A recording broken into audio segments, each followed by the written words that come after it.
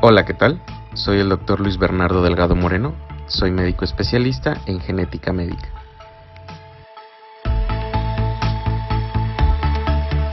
Las enfermedades genéticas se definen como aquellas causadas por alguna alteración en la secuencia normal del ADN, de sus estructuras o de los elementos que regulan la expresión génica y que condicionan de manera directa la gama de manifestaciones clínicas presentes en alguna condición o trastorno. En general, estas enfermedades se clasifican como cromosómicas, monogénicas y multifactoriales, de acuerdo con el mecanismo que las origina. Para comprender las generalidades de las enfermedades cromosómicas, recordemos un poco de la estructura normal de un cromosoma. Los cromosomas son estructuras compuestas por la organización compleja del ADN en forma de bastón, cada uno de ellos compuesto por dos cromátidas unidas a través de una estructura denominada centrómero. Cada cromátida contiene una extensión o brazo. El brazo superior recibe el nombre de brazo corto o P y el brazo inferior de brazo largo o Q. Los cromosomas se clasifican de acuerdo a su tamaño y forma, la cual está determinada por la posición en la que se encuentra su centrómero respecto a la altura de los brazos, denominándose como metacéntrico cuando el centrómero está en el centro de las cromátidas, submetacéntrico cuando se encuentra localizado más hacia el extremo del brazo corto y acrocéntricos cuando se encuentra en el extremo del brazo corto. Esta disposición es importante ya que el centrómero y diversos elementos proteicos asociados serán los elementos que permitan a los cromosomas y cromátidas la correcta separación en cada una de las distintas fases de la división celular. Las alteraciones cromosómicas se refieren a los trastornos relacionados con el número o estructura anormal de los cromosomas en el ser humano. El término euploidía se refiere al número normal de cromosomas en el ser humano, que en realidad es diploide o 2N, ya que están presentes dos genomas, óvulo y espermatozoide, en donde cada uno se define como haploide. Dentro de las alteraciones numéricas, encontramos aquellas en las que el número total de material genético se encuentra alterado, denominadas poliploidías, que en concreto contienen más de dos genomas completos. Las triploidías, que contienen un total de 3N o 69 cromosomas, se identifican en el 1 al 3% de todos los embarazos humanos reconocidos. Se originan principalmente por la fertilización de un óvulo por dos espermatozoides, o también llamado dispermia, pero en ocasiones se puede deber a fertilización que involucra un gameto diploide. Estos embarazos rara vez sobreviven a término y la alteración no es compatible con la vida. Las tetraploidías, que contienen un total de 4N o 92 cromosomas, son mucho más raras y siempre letales.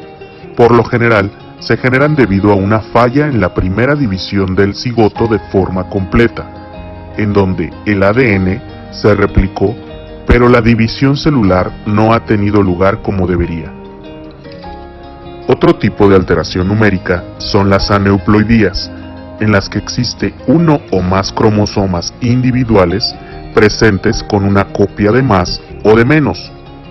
En este sentido, existen de forma más frecuente dos condiciones: las trisomías, en las que existen tres copias de un cromosoma en particular en una célula diploide, como por ejemplo la trisomía del cromosoma 18 o síndrome Edwards, o trisomía del cromosoma 21 o síndrome Down. Otra de las aneuploidías identificadas son las monosomías, en las que hay pérdida de un cromosoma en un estado diploide, por ejemplo, la monosomía del cromosoma X o síndrome Turner.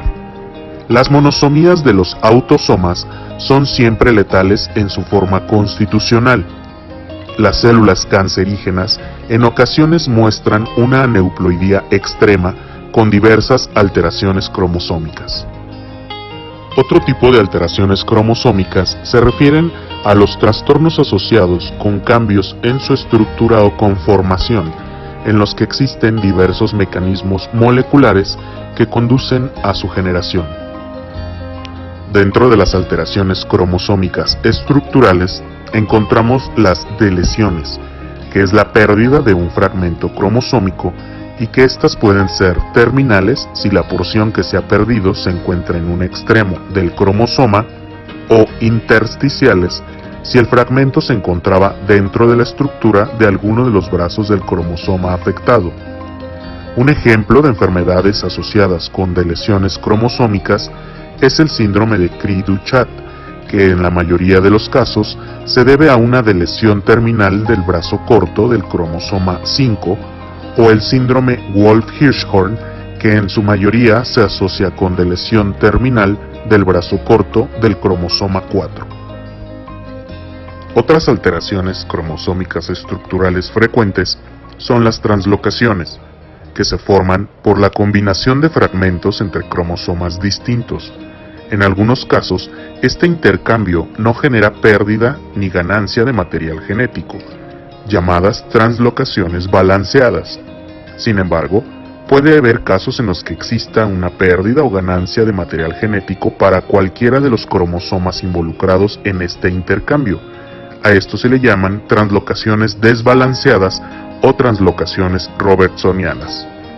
Un ejemplo de estos trastornos es la translocación robertsoniana entre cromosomas 14 y 21, en donde existe un desbalance de la información genética, generando una trisomía parcial del cromosoma 21, produciendo el fenotipo de síndrome Down, pero por un mecanismo de translocación. Este tipo de mecanismo debe ser investigado en los progenitores, ya que en algunos casos los padres pueden ser portadores de alguna translocación balanceada, que en ellos no se traduce en algún trastorno, pero que al momento de fertilizar algún gameto, esta translocación se desbalancea y producirá estas alteraciones.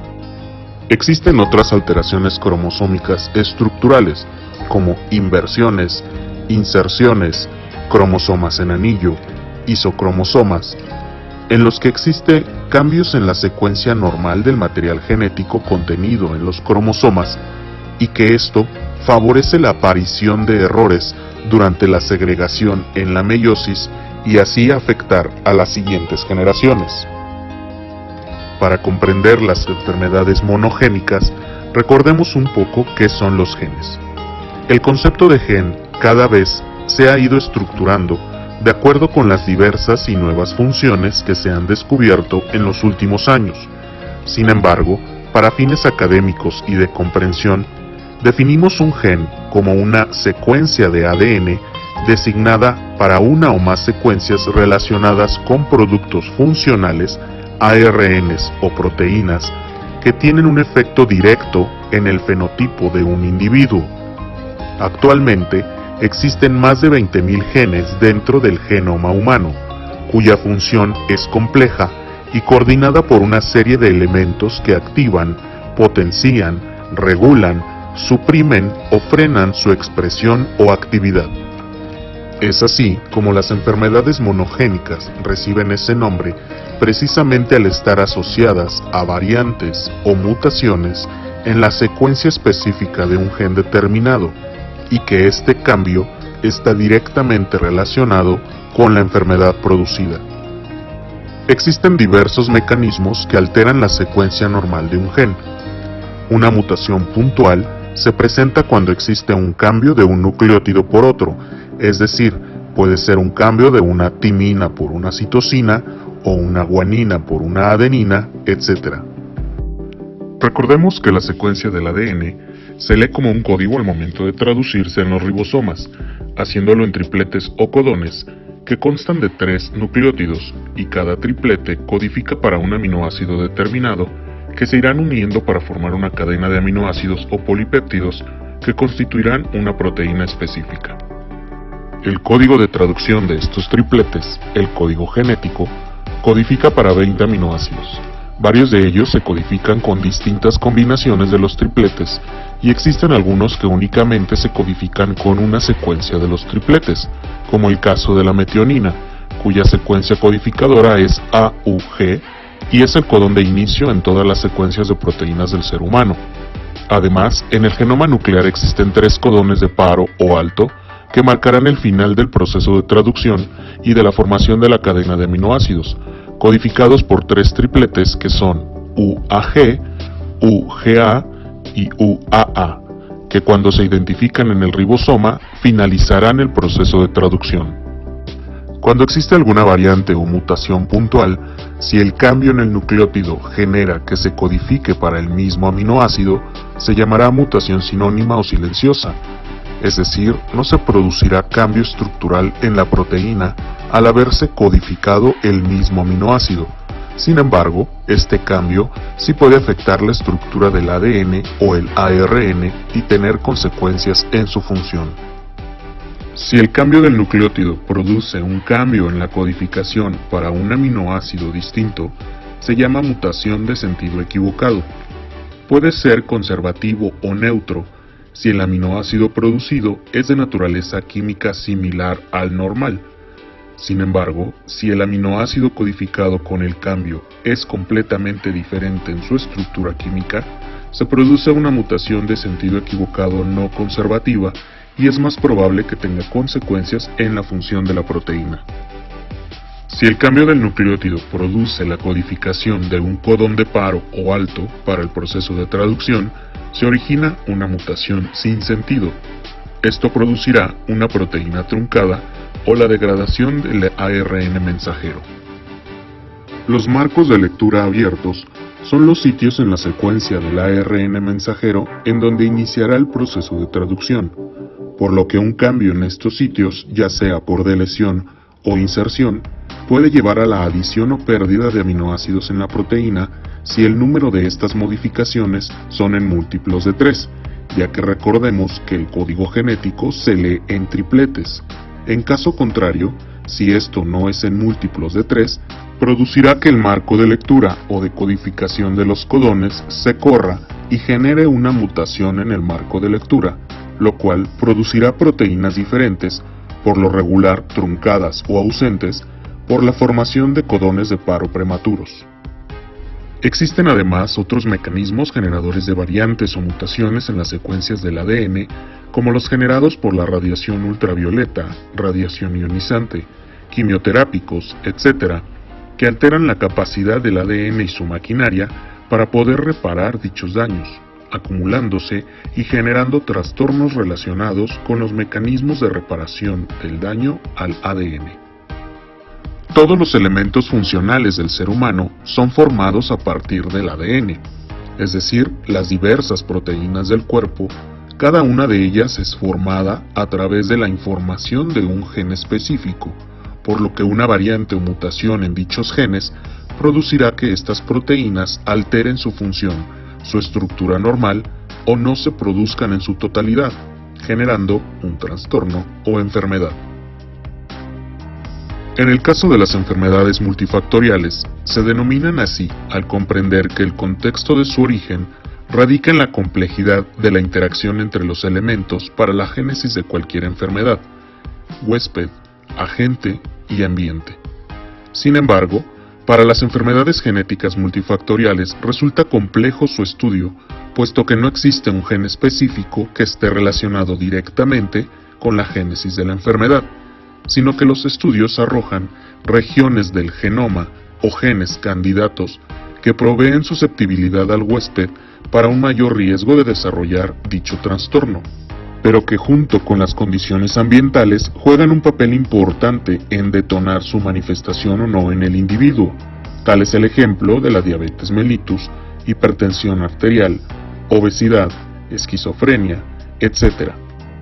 Incluso para enfermedades consideradas como puramente ambientales, como la tuberculosis, cada vez se analizan los elementos del huésped que favorecen o predisponen a su infección activa, reinfección, severidad, complicaciones, identificando regiones del genoma en donde existen genes asociados con la respuesta inmune o incluso con genes del metabolismo de fármacos que pudieran estar involucrados en la gama de manifestaciones y la severidad de los cuadros, incluso de forma inicial con la manifestación de la infección primaria.